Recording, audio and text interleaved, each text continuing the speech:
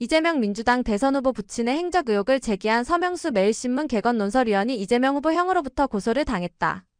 출판사 서고는 21일 민주당 대표직을 사퇴하고 대선 후보 출정식을 한 이재명이 그의 운명에 대한 지극히 사적인 생각을 쓴 작가에 대해 명예훼손 혐의로 분당경찰서에 고소장을 제출한 사실이 드러났다고 밝혔다. 서고는 이는 차기 대선에 출마할 예정인 이재명이 자신에 대한 각종 의혹에 대한 언론 검증을 회피하고자 언론인을 고소장으로 겁박하는 유력 대선 주자의 공포정치의 시작이라는 점에서 강력하게 규탄한다고 강조했다. 서고 측은 입으로 민주주의를 외치고 있지만 실제로 언론인에 대한 겁박과 사이버 테러를 통해 민주주의를 말살하려는 이재명의 이중적 태도를 보여주는 것이라고 지적했다. 이번 고소는 이재명 후보가 아니라 이재명 후보의 형 명의로 이뤄졌다고 한다. 하지만 서고 측은 저자에 대한 고소는 이재명이 직접 한 것과 다름없다고 규정했다. 저자 서명수가 책을 통해 주장한 것은 이재명 후보의 부친고 이경희 씨가 담배 수매 대금 횡령으로 야반도주했다는 의혹이다.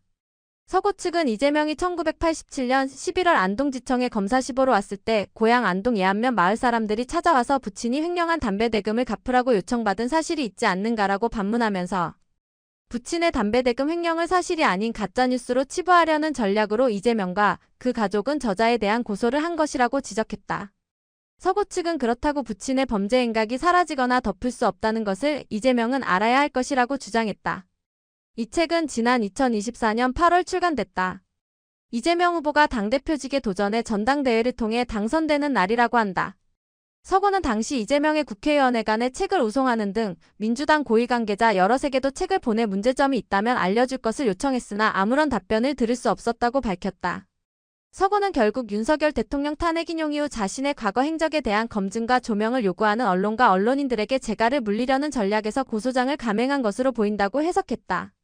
서고는 특히 이재명은 그동안 여러 차례 이 책의 내용에 대해 별다른 대응을 하지 않다고 지난 1월 카톡 계엄령을 내린 뒤 수십 년 전에 돌아가신 아버지가 공산당 활동을 하며 몇 명을 죽였느니 담배 대금을 떼먹고 도망갔느니 어릴 때 성폭행으로 감옥을 갔다 왔다느니 이런 것들을 카톡방에 뻔뻔스럽게 뿌리지 않느냐며 카톡이 성역이 아니라고 한 바 있다고 지적했다.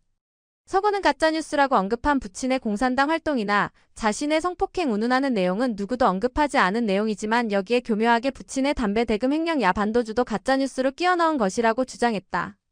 서고는 향후 이재명 후보에 대해 무고 혐의 및 협박죄로도 형사고소할 예정이라고 밝혔다.